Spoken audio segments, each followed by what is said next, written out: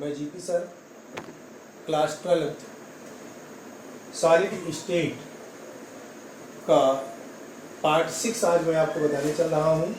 Crystal तंत्र। प्यारे बच्चों, क्रिस्टल तंत्र कितने प्रकार का होता है। क्रिस्टल तंत्र जो बने हैं उनके कोरों की लंबाई साथ साथ उनके अच्छी कोरों के आधार पर निर्भर करता है। कोरों की लंबाई के आधार पर तथा अच्छी कोरों के आधार पर इसे 7 भागों में बांटा गया है। नंबर 1 घनी तंत्र क्रिस्टल तंत्र, नंबर 2 द्विसमलंबाक्ष क्रिस्टल तंत्र, नंबर 3 विषमलंबाक्ष क्रिस्टल तंत्र, नंबर 4 खटकोणीय क्रिस्टल तंत्र, नंबर 5 त्रिसमनाथ समनताक्ष या त्रिकोणीय, नंबर 6 एकनताक्ष और नंबर 7 त्रिनताक्ष। प्यारे बच्चों, घनी क्या है? जिनमें लंबाई, चौड़ाई और ऊंचाई यानी तीनों कोण आपस में बराबर हों और सभी कोण आपस में बराबर हों, उन्हें घनी तंत्र कहते हैं। इसका उदाहरण है NaCl, जिंक ब्लेंड और कॉपर। अब इसका चित्र कैसे बनेगा? लंबाई, चौड़ाई और ऊंचाई जब तीनों बराबर होगा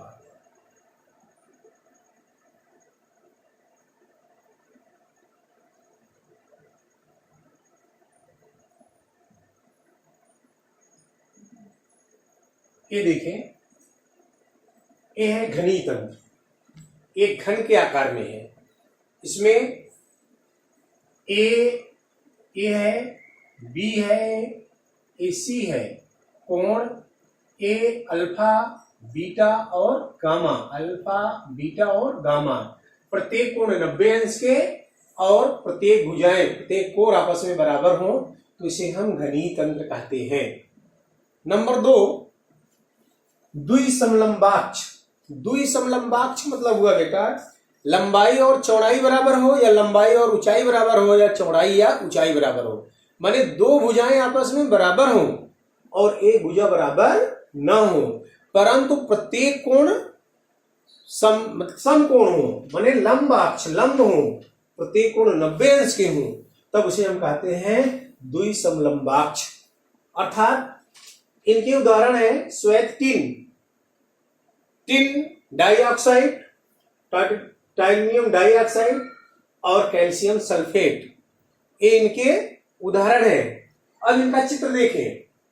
अब जैसे यहां पर देखें, लंबाई और चौड़ाई ये दोनों बराबर हैं, परंतु इनकी ऊंचाई बराबर ना हो।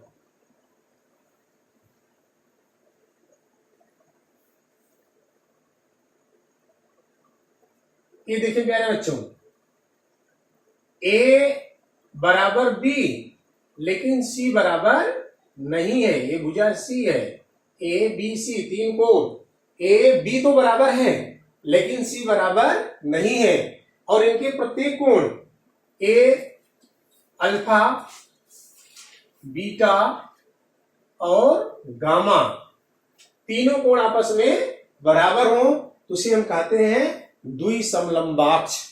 द्विसमलंबाक्ष दो भुजाएं आपस में बराबर, माने दो कोण आपस में बराबर हो लेकिन तीसरी कोण उनके बराबर ना हो।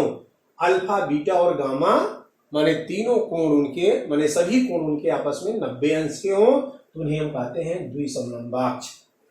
अब प्यारे बच्चों, तीसरे प्रकार की चर्चा करते हैं जिसे हम कहते हैं विषमलंबाक्ष। विषमलंबाक्ष का मतलब ये हुआ सभी कोण लंबवत हों, माने सब 90 अंश के हों लेकिन कोई भुजाएं आपस में बराबर ना हो।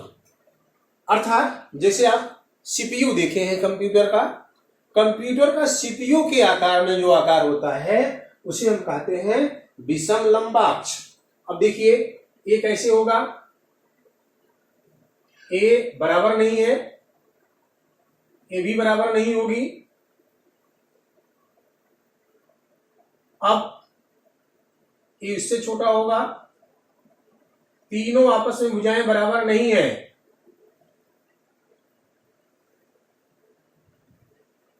तीनों भुजाएं आपस में बराबर नहीं है, परंतु प्रत्येक कोण लंबवत है। सारे कोण 90 अंश के हैं। ऐसे देखे होंगे आप, सीपीयू का आकार इसी तरह से होता है, अर्थात इसे हम द्विसमलंबाक्ष विषमलंबाक्ष कहेंगे। इसे हम इस प्रकार से भी बना सकते हैं, जैसे एक भुजा ए, दूसरी भुजा ए,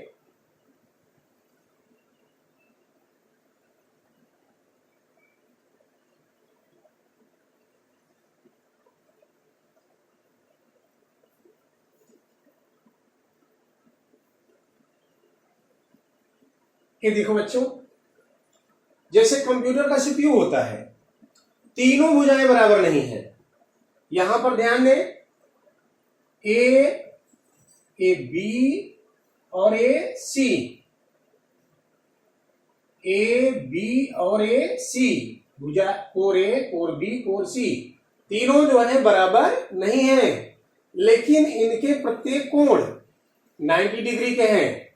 यहीं पर आप कोणों को देखें तो चाहे यहां देख लें, ये आपका हो गया अल्फा, ये हो गया बीटा और ये हो गया गामा। तीनों कोण 90 डिग्री के हैं, लेकिन तीनों भुजाएं बराबर नहीं है, इसलिए हम क्या कहते हैं, विषम लंबाक्ष। जैसे गंधक, पोटेशियम नाइट्रेट, बेरियम सल्फेट। अब प्यारे बच्चों, चौथा प्रकार है खटकोणी। खटकोणी अर्थात जिनमें कोई दो भुजा आपस में बराबर हो, लेकिन तीसरी भुजा बराबर ना हो। दो कोण 90 अंश के हो, लेकिन तीसरा कोण 120 अंश का हो, इसे हम क्या कहते हैं, खटकोणी। जैसे अब आप ध्यान से देखें कि इनमें ध्यान देना है, ये सारे कोण 120 अंश के हों। यानी बच्चों यहां देख रहे होंगे, ये सारे कोण 120 अंश के हैं, लेकिन एक भुजाएं ए बी, ए और बी, ये भुजाएं आपस में बराबर हैं। इसकी जो भुजा सी है, ये बराबर नहीं है, ये आप यहां देख रहे हैं।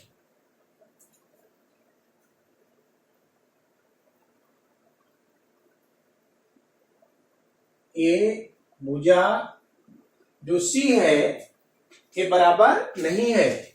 या आप यहां देखें, ए हो गया बी, ए बी बराबर है, लेकिन सी बराबर नहीं है। यहां पर अल्फा और बीटा दो कोण 90 डिग्री के हैं। जैसे इनमें आप देख लें, यहां पर ए अल्फा हो गया और ये बीटा हो गया, ये दोनों 90 डिग्री के हैं, लेकिन एक गामा हो गया, ये 120 अंश का है, इसलिए इसे हम खटकोणी कहते हैं। और इनके उदाहरण हैं ग्रेफाइट, जिंक ऑक्साइड और कैडमियम सल्फाइड। प्यारे बच्चों, अब आपको हम पांचवा प्रकार बता रहे हैं। पांचवा प्रकार है त्रिसमनताक्ष, या इसे त्रिकोणी कहते हैं। त्रिकोणी, इसका मतलब ये हुआ कि भुजाएं तीनों आपस में बराबर हों, लेकिन कोण तीनों आपस में बराबर ना हो। भुजाएं, कोण तो आपस में बराबर होंगी, लेकिन कोण जो है, जो अच्छी कोण है, ये आपस में बराबर नहीं होंगे, इसलिए इसे हम कहेंगे त्रिकोणी। अब त्रिकोणी का आप ध्यान से देखें, जैसे ये भुजाएं हो गई,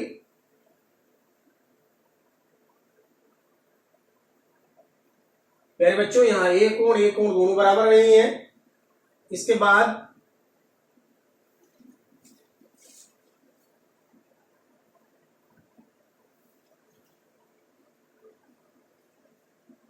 अब आप यहां ध्यान से देख सकते हैं, इनमें ये भुजाएं तीनों माने ए और ए बी और ए सी, तीनों भुजाएं आपस में बराबर हैं, लेकिन इनके जो तीनों कोण है ए बराबर नहीं है। तीनों कोण ए अल्फा, बीटा और यहां पर गामा, ये तीनों कोण आपस में बराबर नहीं है, अर्थात ए कहलाएगा त्रिकोणीय। इसके बाद इसका पांचवा प्रकार है एकनताक्ष। एकनताक्ष का मतलब है कि तीनों भुजाएं आपस में बराबर ना हो और अल्फा और गामा कोण 90 अंश के हों, बीटा कोण जो है 120 अंश के बराबर ना हो, इसे हम क्या कहेंगे? एकनताक्ष। अब देखिए इसका मैं चित्र इधर बना दे रहा हूं एकनताक्ष का। जैसे तीनों भुजाएं आपस में बराबर ना हो, एक भुजा ए हो गई, दूसरी भुजा ए हो गई और इसी में अभी तीसरी भुजा बन गई। मीन्स यहां पर ए बी और ए सी ये तीनों भुजाएं बराबर नहीं है और अल्फा कोण और बीटा कोण, अल्फा कोण और गामा कोण ये दोनों बराबर हो, लेकिन जो इसमें बीटा कोण है ये 120 अंश के बराबर ना हो, इसे हम कहते हैं एकनताक्ष। एकनताक्ष क्रिस्टल तंत्र। प्यारे बच्चों, अब लास्ट प्रकार बचा है जिसे हम कहते हैं त्रिंताक्ष। त्रिंताक्ष में क्या है कि इनमें ना तो तीनों भुजाएं बराबर होती हैं ना तो तीनों कोण बराबर होते हैं। तीनों भुजाओं और तीनों कोण आपस में बराबर नहीं होते हैं और इनका चित्र आप ध्यान से समझें। जैसे यहां बना दे रहे हैं, ये इनकी तीनों भुजाएं जैसे ए है,